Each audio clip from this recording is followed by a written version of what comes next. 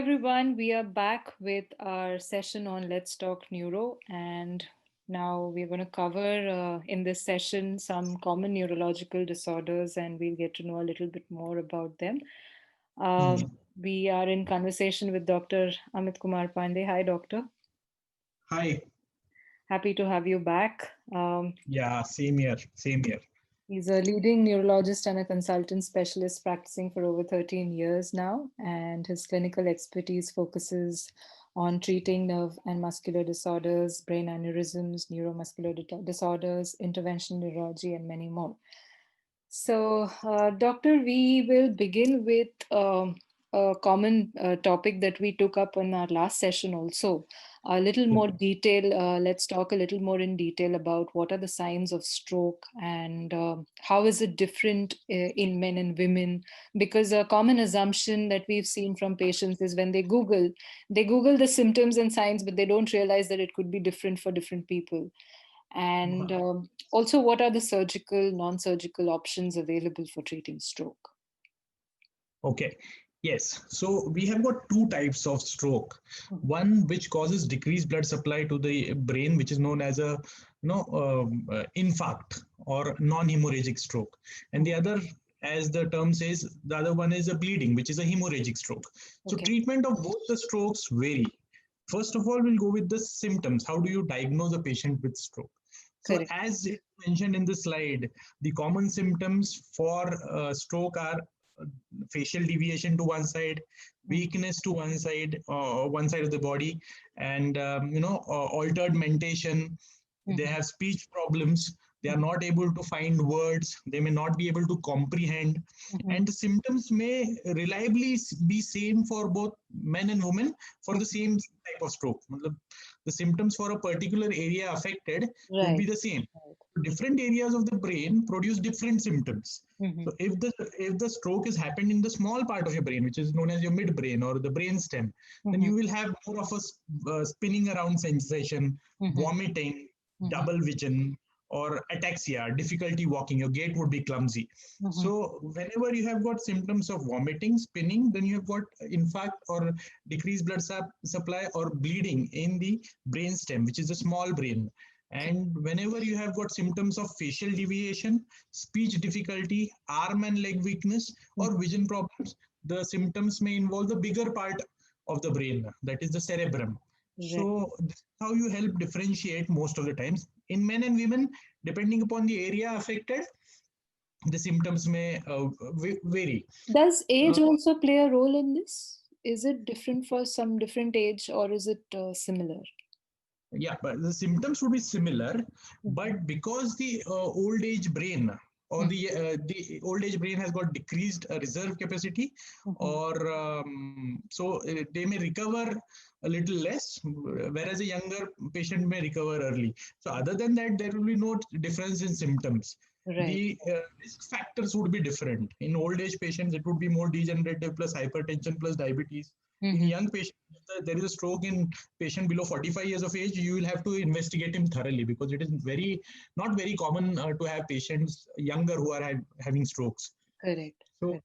the treatment modalities, as the question is, the treatment modalities are mostly, if there is a non-hemorrhagic stroke, there is only decreased blood supply to the brain. So we Mhm. initially give a thrombolytic therapy, clot buster treatment, if the patient comes within first 4.5 hours, Right. or if there is a large vessel which is occluded, we can go inside the artery and remove the clot, which is known as intravascular thrombectomy, IV thrombectomy. Okay. So that can also be done. And in the other case, if there is bleeding in the brain, so Mhm. you may, depending upon the size of the bleed, if it is a very big bleed, you will Mhm. require removal of the hematoma, Correct. or just the skull bone and allow the hematoma to expand so that it doesn't compress on the other side of the brain. So, Right. depending upon the type of stroke, Mhm. the size of stroke, Mhm. the age of the patient, the wishes of the relatives, we treat the patient as surgical, non-surgical, surgery, and so on and so forth. Right, right. And I think also, as you said, the crucial is the time, correct? Yeah, For yes. any kind of surgical or a non-surgical option, I It think is it should time. It have. is time. Definitely. One point I would want to add. There are also other types of two types of stroke which we often miss or don't think about. One Mhm, is known as a subarachnoid hemorrhage, which is also a kind of stroke where there is rupture of the artery, a big artery in such which has mhm. got a bleb, it ruptures and it produces intense headache. So much so that the patient says it is the worst headache of his life. Oh, And these okay. types of hemorrhages are having the most mortality because the Mhm. artery ruptures and it's a big artery, so there is bleeding everywhere in the brain and there is brain shutdown. Right. So this is one subarachnoid hemorrhage which requires intensive care and early and very quick management for finding out the culprit artery and treating it with surgical or non-surgical measures. And the Correct. other one which is very common in females, Mhm.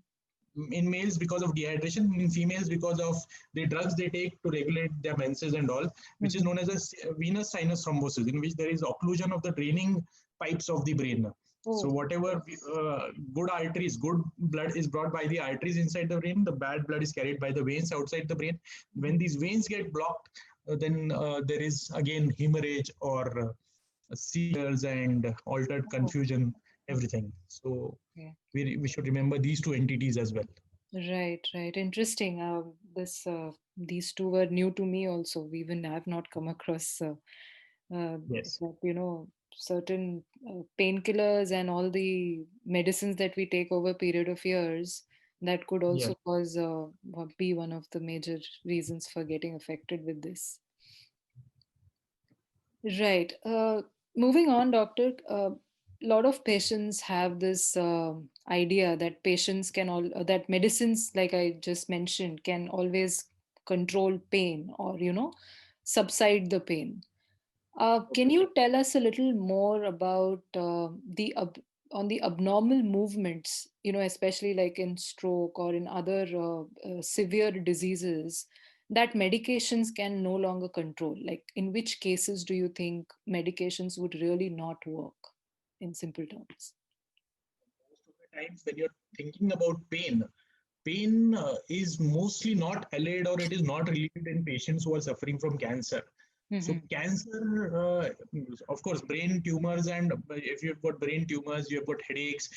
Because the tumor is present in the brain, it is pressing against structures, so it is going to be a continuous pain. So Correct. whatever drugs you give, until unless the patient is knocked off to sleep, it may not go away. The headache may not go away. Similarly, Correct. for neuropathic pain, because the nerves are damaged, the pain would be continuous. It would be a lancinating type of pain. Many times medications don't help at all. Mm. It is mostly seen in cases of severe diabetic neuropathy until until to an extent till the nerve is completely damaged and so it doesn't carry the current itself and so there is no pain sensation at all. Regarding movements, abnormal movements that medication cannot control, one Mhm. of them is associated with drugs only. Whenever a patient is taking a say anti-psychiatric treatment for some psychiatric disorder for a long time, he may Correct. develop certain side effects because of those drugs. These side effects are known as tardive dyskinesias, and these abnormal movements may become very difficult to control because these are mainly brought out by drugs. Mhm. You can't stop those psychiatric medicines because he's having a psychiatric condition. You can always modulate them, and Correct. so these abnormal movements caused by drugs with a drug becomes very difficult. Correct. So, So doctor, does spinal cord injuries also, there's a lot of steroids that are that patients are given, to get back on track.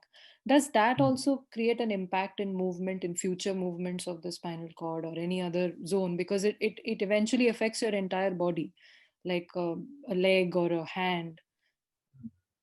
So I think when we give steroids in cases of spinal cord injury, it is mainly to decrease the edema. Whatever Mhm. swelling has occurred, it will help decrease that. And steroids are short-lasting drugs. They act for that certain period of time, and after that, their effect goes away. So whatever damage or abnormal movements that remain Mhm. after a point of time, that would purely be because of the injury itself. So Right. patients who have got these spinal cord injuries, they often complain that they have got these sudden jerks of the legs at Correct. night. So Correct. these are known as flexor spasms, which is commonly seen in patients who have had spinal cord injury. And these can be controlled to a certain extent with the help of medicines. But no, steroids don't cause these complications in patients with Yeah. spinal cord injury Yeah. whenever they are administered. Right, right. Good. I Mm. think moving on, we'll come to again one of the most common diseases that we constantly keep talking about. Just to clarify it for our patients that is all dementia same as Alzheimer's or not, and certain substances. We've also had people asking us, can substance intake like medicines or any other substance cause or aggravate the Alzheimer's disease? That's been a question that a lot of people have asked us. And also, of course, the genetics play a major role in any kind of neuro disorders, we know that. But if a family history does exist, how possible it is for a person to actually carry that ahead in his genes? Yep. So yes, not all dementia is Alzheimer's disease. There are different types of dementia.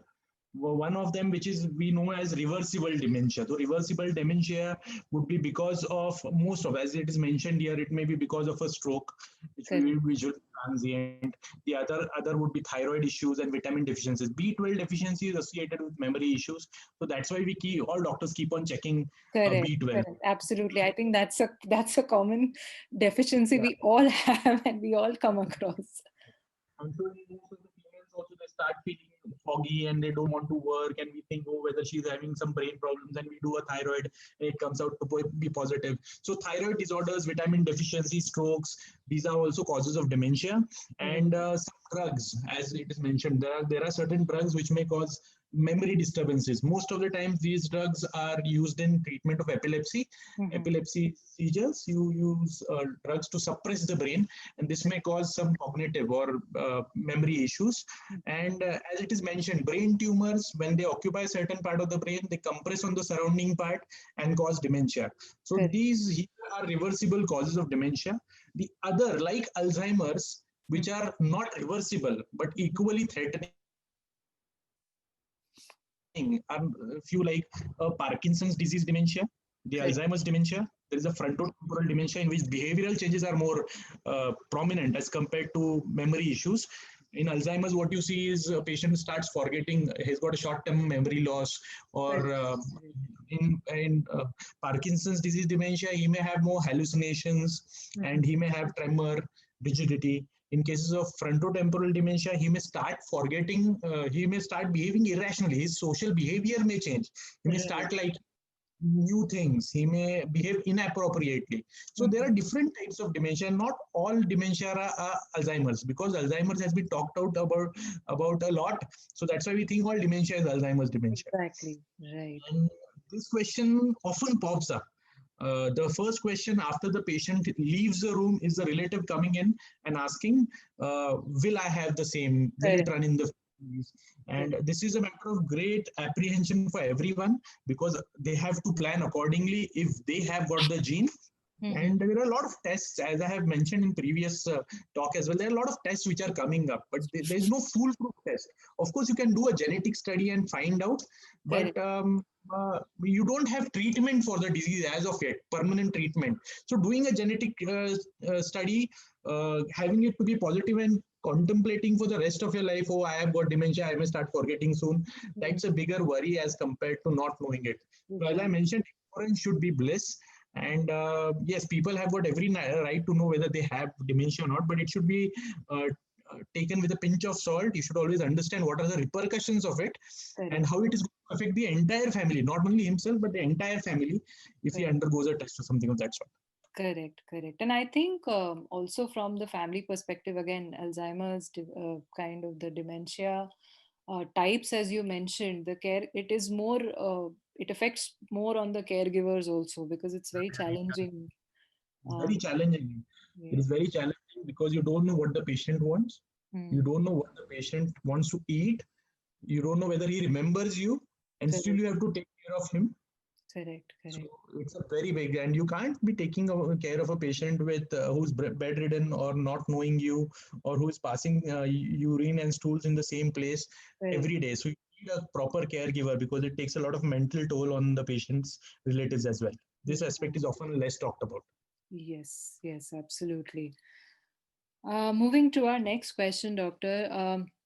a very basic question that comes up, because we are not that exposed to how a tumor actually acts, or what kind of effect a tumor does. So what is the difference between a brain tumor and a pituitary tumor, and how risky is it to remove this kind of a tumor? uh, there are treatment options, of course, which we have also spoken about earlier, but as you've mentioned, on different parts of the brain, how it affects. But a simple treatment like a primary CNS lymphoma is this something that people should consider? Now we are talking about three things here. So pituitary tumor and primary CNS lymphoma are brain tumors. So Right. brain tumor is a big group in which you have got benign tumors and malignant tumors. Correct. So pituitary tumor is a benign tumor. Most of the time it is benign tumor. So what is a pituitary gland? It helps us synthesize all the hormones in the body. So it Correct. is the one which plays an orchestra, he's the orchestrator for thyroid hormone, growth hormone, your sexual hormones, your dopamines and prolactins and all. Correct. So Correct. so all these cells help secrete these hormones through different organs in the body. So it plays a role. And pituitary tumors are of individual cells. So suppose it is arising from a cell which is secreting prolactin, which is the Mhm. most common. So it is Correct. known as prolactinoma.